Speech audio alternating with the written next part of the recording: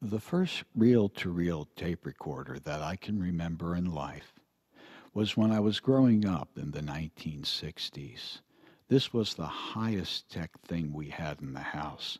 We would go over and press record, and we would say, hello, hello.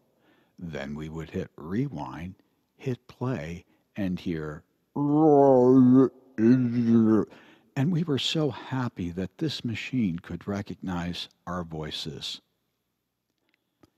When I got to college in the late 1970s, I took a job as a board op at the local classical radio station. There, I got to work with tape machines quite a bit. I would work the odd hours, and during those times, everything was on tape. These tape machines had a problem.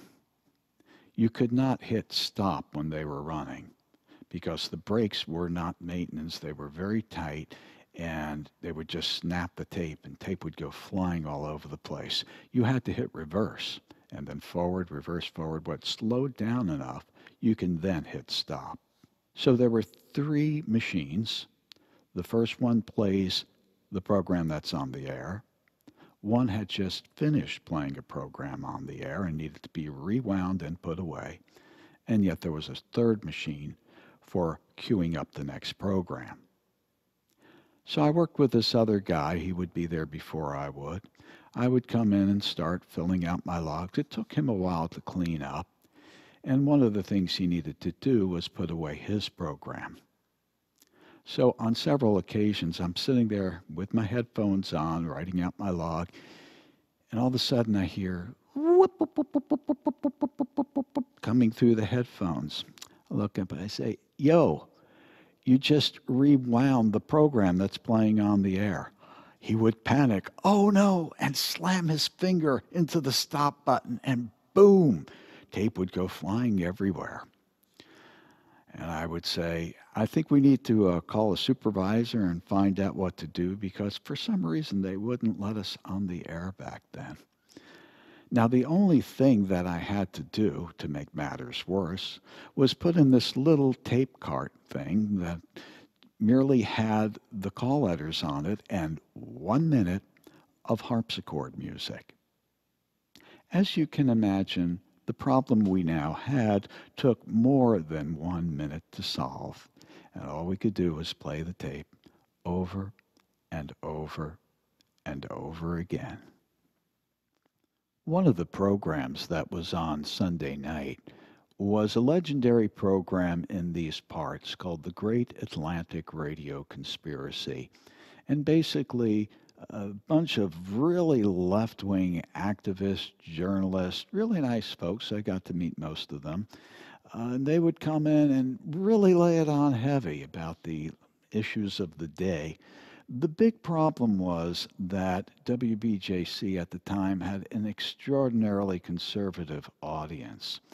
And I was there, I would just play the tape. I'd have no idea about the content of these shows. And I would start getting phone calls. What is this garbage you're playing? Why are you putting this on? Sir, I just run tape at night, but it's you putting it on. What's your name? I don't like your attitude. And this would go on for the entire hour that this program was on. And the people that actually made the program were probably in bed sleeping. Another show I remember that got buried on Sunday night was a show of dryly read poetry. And the show would open up with this very slow, monotonous music.